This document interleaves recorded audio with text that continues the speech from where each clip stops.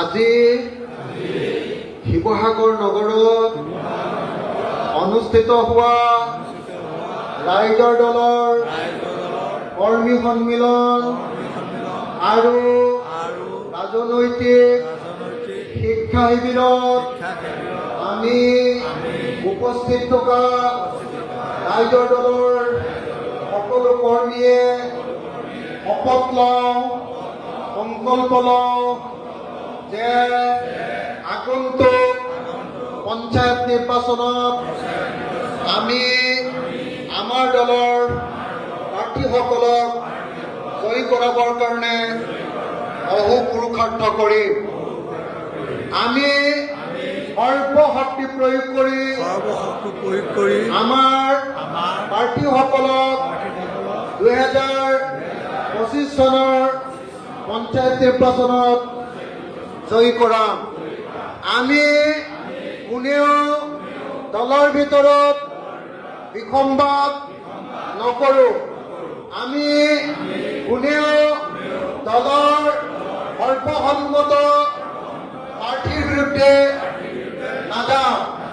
আমি সকলোৱে মিলি প্ৰাৰ্থী নিৰ্বাচন কৰিম আৰু সেই প্ৰাৰ্থীক জিকাবৰ কাৰণে আন্তৰিকতাৰে সৈতে কাম কৰিম।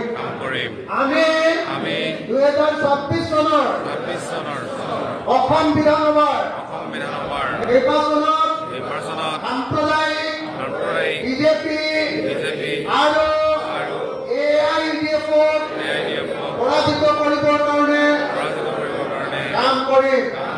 আমি বিৰোধী ঐক্য মঞ্চৰ কাৰণে কাম কৰিম।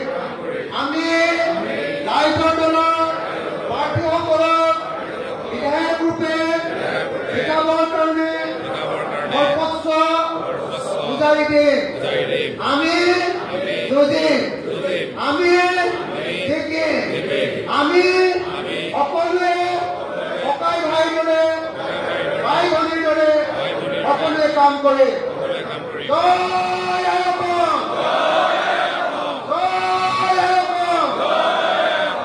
জয় অসম! ৰাইজৰ দল জিন্দাবাদ! ৰাইজৰ দল জিন্দাবাদ! ৰাইজৰ দল জিন্দাবাদ! ৰাইজৰ দল জিন্দাবাদ! আঞ্চলিকতাবাদ জিন্দাবাদ! আঞ্চলিকতাবাদ জিন্দাবাদ! আঞ্চলিকতাবাদ জিন্দাবাদ! জাতীয়তাবাদ জিন্দাবাদ! প্ৰগতিশীল জাতীয়তাবাদ জিন্দাবাদ! সকলোকে লৈ কৰা জাতীয়তাবাদ জিন্দাবাদ!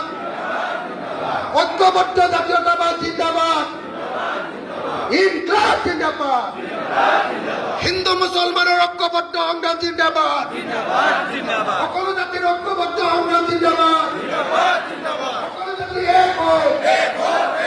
হিন্দু মুছলমান এক হওক! জোৰকে হিন্দু মুছলমান এক হওক! হিন্দু মুছলমান এক হওক! হিন্দু মুছলমান এক হওক! সকলো জাতি জনজাতি এক হওক! অসমীয়া জাতি এক হওক! ৰাইজৰ দলক শক্তিশালী কৰক! ৰাইজৰ দলক শক্তিশালী কৰক! আঞ্চলিকতাবাদ জিন্দাবাদ! জাতীয়তাবাদ জিন্দাবাদ!